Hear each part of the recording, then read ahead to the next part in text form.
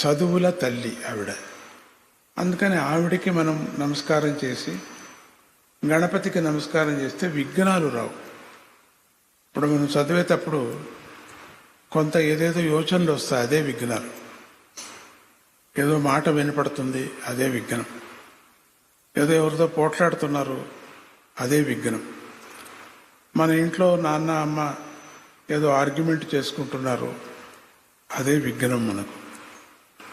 So అట్లా బయట తట్టు కుక్కలు మెరుగుతున్నాయి, మనకు శబ్దము చదవలేము, అదే విఘ్నం మనకు. ఎందుకు అట్లా వస్తుందంటే మనస్సు మనం అటు పెడతాం. మనస్సు అట్లా పెట్టకుండా మనస్సు మనలోనే లగ్నం చేసి, అంటే మన బుద్ధిని, అంటే మన మైండ్ని అక్కడ చదువు మీద పెడితే చదువు బాగా వస్తుంది మనకి. సో మనం ఏం చేస్తున్నాం, ఏదైనా శబ్దం వస్తూనే అటు చూస్తున్నాం, దాంట్లో మాట్లాడటానికి కూడా మనం ప్రయత్నిస్తున్నాం, దాంట్లో ఇన్వాల్వ్మెంట్ అవుతున్నాం. అది మనకు అవసరం లేదు, అది ఇన్వాల్వ్మెంట్ కావాల్సిన పని లేదు. అవసరం లేనట్టు దాంట్లో మీరు కలిగించుకుంటున్నారు. ఇప్పుడు అమ్మా నాన్న ఆర్గ్యుమెంట్ వాళ్ళు చేయాల్సిందే, సంసారం కదా, చేయకపోతే సంసారం జరగదు కదా. ఆర్గ్యుమెంట్స్ లేకపోతే ఎట్లా ఉంటుంది, సంసారం జరగదు కదా.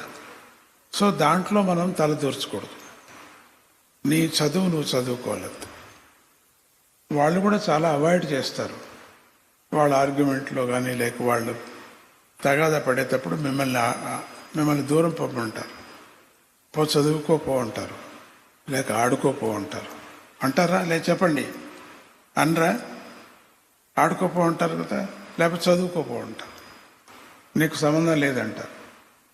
మనము దాని సంబంధం పట్టించుకుంటే మన చదువు పాడైపోతుంది.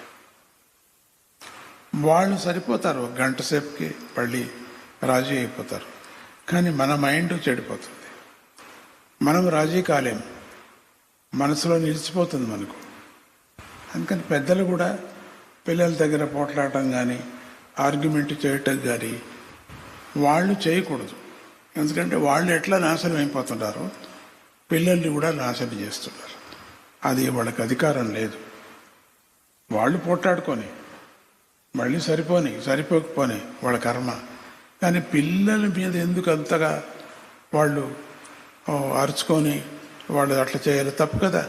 అందుకని అది వాళ్ళు చేయకూడదు, వాళ్ళకి అధికారం లేదు. పిల్లల్ని చెడగొట్టేది అధికారం వాళ్ళకి లేదు అని వాళ్ళకి అది చెప్పుకుంటానులేండి నేను. కానీ మీరు మాత్రం దాంట్లో ఆ గొడవలో మీరు మనస్సు కలిగించుకోకూడదు. మనస్సు మీరు చదువు మీదే పెట్టాలి. చదువు మీద పెట్టింది అర్థము కానటువంటి సబ్జెక్ట్ ఏమైనా ఉంటే దాన్ని ఒక్కపారి చదవాలా, అర్థం కాదు, అట్లా పక్కలో పెట్టాలి. అది మళ్ళీ బలవంతంగా దాన్ని చదవకూడదు. పక్కలో పెట్టి మళ్ళీ ఇంకొక సబ్జెక్ట్ తీసుకొని చదవాలి. అయిన తర్వాత ఇంకొక సబ్జెక్టు, మళ్ళీ ఇది అర్థం కాని సబ్జెక్ట్ పక్కన పెట్టాం కానీ దాన్ని తీసుకొని చదవండి, వచ్చేస్తుంది. ఎందుకంటే అర్థమయ్యేటువంటి సబ్జెక్టు మీరు చదువుతారు కదా, చదివేటప్పుడు మీ మైండ్ వికాసం అవుతుంది, సంగ్రహిస్తుంది. ఆ మెమొరీ పవరు ఎప్పుడు ఓపెన్ అవుతుందో లోపల ఆ బ్రెయిన్, అప్పుడు దీన్ని తీసుకోవాలి. అప్పుడు మీరు చదివితే